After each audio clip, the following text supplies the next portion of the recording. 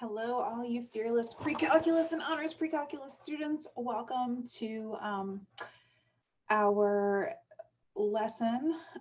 So today what we'll be working on is the, oh my goodness, I'm so sorry. Finding the sine, cosine, and tangent values around the unit circle. I just lost my slides for a moment. Sorry, this is all going in the recording. We're in full pandemic mode right now. So we're going to find trig ratios around the unit circle. Okay, so that's what's going on. So we're going to start with a warm up. I'll review the warm up, frame the learning, and then we're going to review how to find theta, theta plus pi, theta minus pi, and so on and so forth. We'll take a brain break, and then we'll talk about trig ratios and finding trig ratios. If there's time, we'll work on our homework and then summary and close. Don't forget your formative assessment and your homework that are due the following week, the following Wednesday. All right, so for the warm up, I'd like you to try to fill in as many degree measures around the circle and radian measures as you remember. You can see that 30 degrees and pi over 6 are already done for you, and 180 and pi are already done for you. Remember that the radian to degree conversion factor is you multiply radians by 180 over pi to get degrees, multiply degrees by pi over 180 to get radians. All right, so I'm hoping that you've paused, given it a try. And this is the whole unit circle, right? So this is sort of the big reveal. You can see pi over 6, 30, pi over 4, 45, pi over 3, 60, pi over 2, 90, and all the way around the unit circle. Remember that the angle measure just measures the angle, the sort of the opening up between the rays here.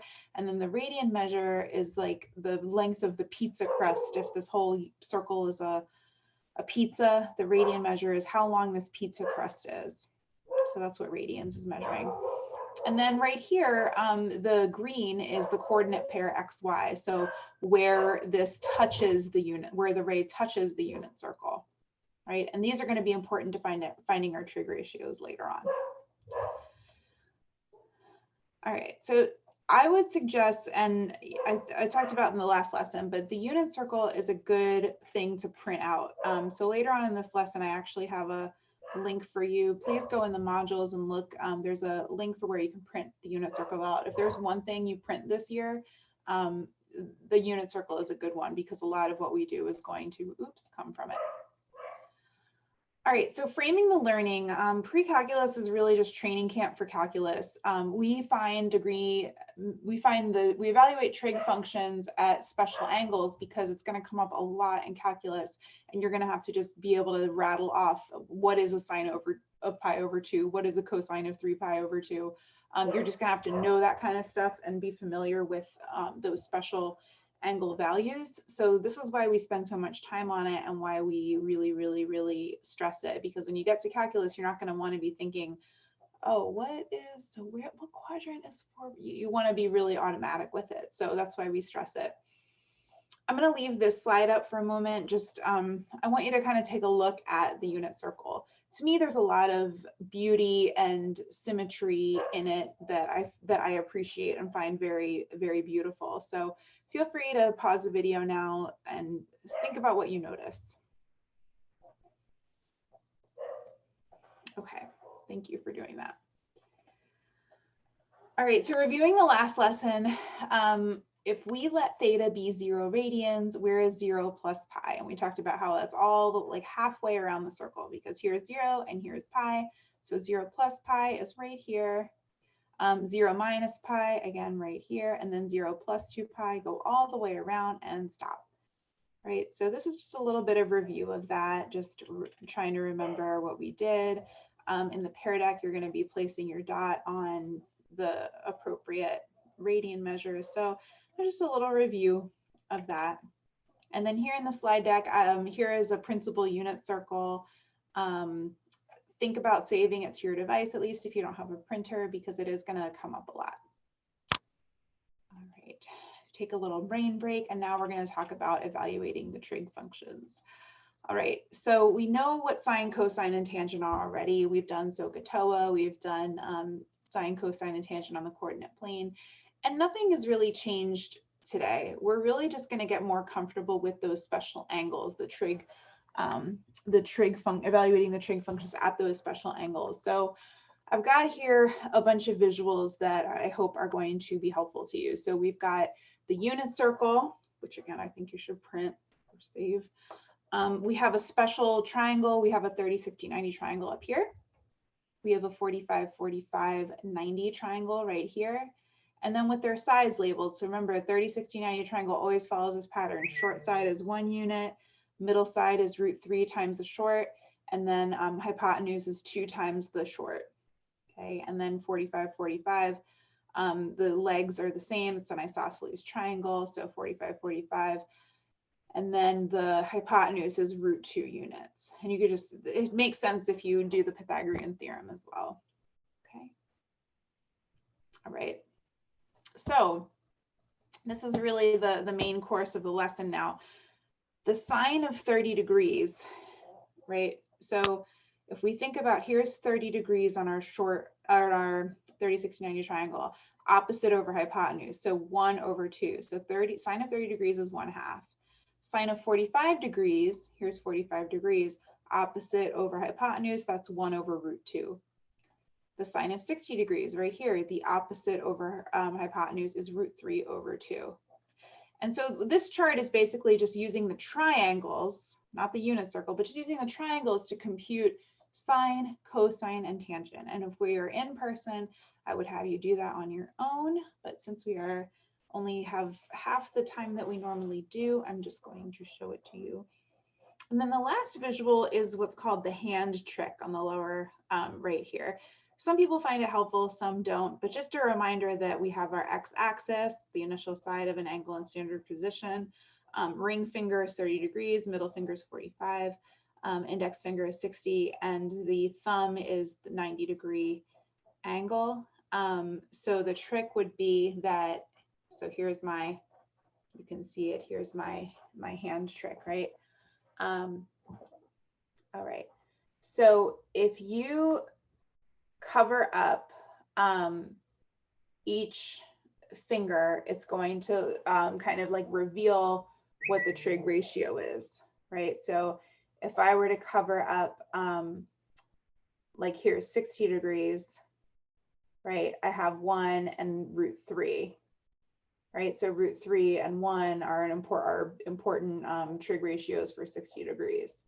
If I cover up my 45-degree angle, √2/2, cover up 30 degrees, √3 again. So some people find that helpful. I don't love it personally, but I like to just kind of show you what it looks like.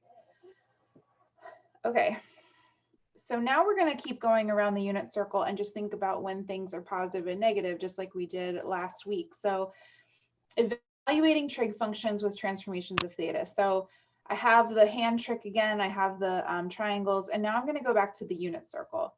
So we talked about how sine of an angle is y/r, or opposite over hypotenuse. We talked about how cosine of an angle is x/r, or x over the hypotenuse, adjacent over hypotenuse, and tangent is y/x. Okay, but on the unit circle, your r is always 1 because that's what a unit circle is. It's a circle with radius 1, so that's kind of convenient. So on a unit circle, sine of theta is just y, cosine of theta is just x, and then tangent of theta is just y/x, right? So if we're looking for sine of pi/4, that's the same as the sine of 45 degrees, which we know from what we did in our triangle work is just 1/√2, or in the case of the unit circle, √2/2, which is the same thing, okay? If we look at pi/3, 60 degrees right here, cosine of pi/3, well, that's the x value right at pi/3, so that's going to be 1/2. Okay. Sine of 7 pi/6, so I'm going to locate 7 pi/6 on my unit circle. Oh, here it goes, -1/2. Okay, that's okay, -1/2. And then tangent of 3 pi/4, so that's going to be y divided by x. So y is √2/2 divided by -√2/2, which is -1, okay? So we're doing it by looking at the coordinates around the unit circle, but you can also remember the triangles, right? So the tangent of 3 pi over 4 is the tangent of 135 degrees. That reference angle is 45 degrees. Tangent of 45 is 1 over 1. But because you're in quadrant 2, you have a positive y, but a negative x. So positive divided by negative is going to give you -1. So it works kind of any way you slice it, which is kind of fun. You can think about it as a triangles, just be careful with your quadrants and your positives and negatives, or you can look around the unit circle and use y and x. Okay. So I want you to practice a few, do as many as you feel like you want to practice, and then these last 3 are, I would only recommend that that honors try that. Oh, this is supposed to be cotangent. I would recommend just honors try this one, but you know, if you're not honors and you want to challenge, I don't want to discourage you. So give as many as you are feeling like doing a try just for practice. And then here are the results. These are the answers. Okay.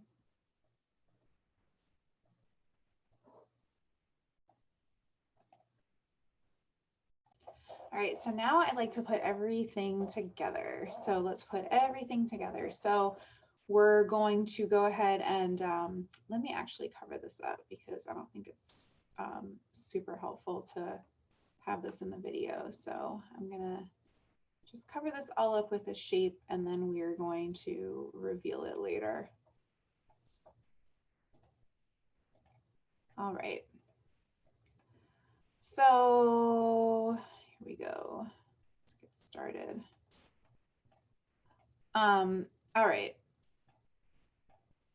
So we're putting everything together that we've done the past couple of days, right? So we're putting together transformations, trig ratios, the whole kit and caboodle. So let theta equal pi over 4 radians. Okay, so we know now where to find pi over 4 radians in the unit circle, right here, 45 degrees. So what is the sign of pi plus, pi plus theta was the sign of theta minus pi. And then what is the tangent of 2 pi minus theta? All right, so before we evaluate the function, we have to figure out exactly what radians we're talking about, right? So with the first ratio, pi plus theta, so pi over 4 plus pi is going to be 5 pi over 4 radians, right? Remember I showed you that trick in the last video about how you can use your calculator to figure that out, or you can convert pi to 4 pi over 4, and when you add pi over 4 to 4 pi over 4, you get 5 pi over 4 radians. So then all you have to do is find the sign of 5 pi over 4. So where is 5 pi over 4? It's here in the third quadrant. Remember that in the unit circle, the sign of an angle is just the y value. So that's -√2 over 2. Okay.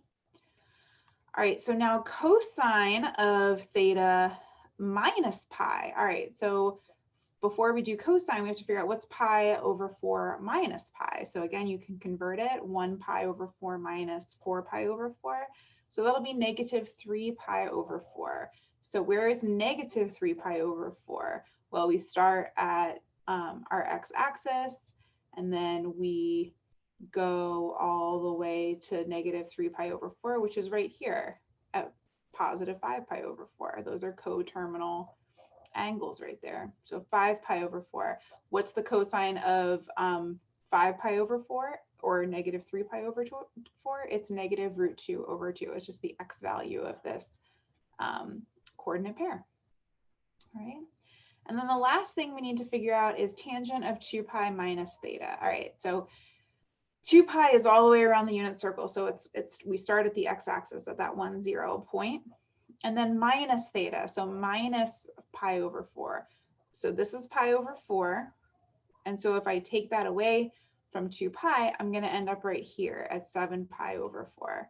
You see what I mean about that very beautiful symmetry? It's like it's got vertical symmetry, horizontal symmetry. It's great. So 2 pi plus pi over 4 takes us here. 2 pi minus pi over 4 takes us here to the negative quadrant, to quadrant 4. All right, so what's the tangent now of 7 pi over 4? Tangent is y over x, so we have negative root 2 over 2 divided by root 2 over 2, which is equal to negative 1, right? So that's just putting all of it together. So you have a homework opportunity to practice, you have a formative opportunity to practice, and I hope that that helps. Go ahead and do a great job on it and have a great rest of your day. Email me if you have questions. Thank you for watching.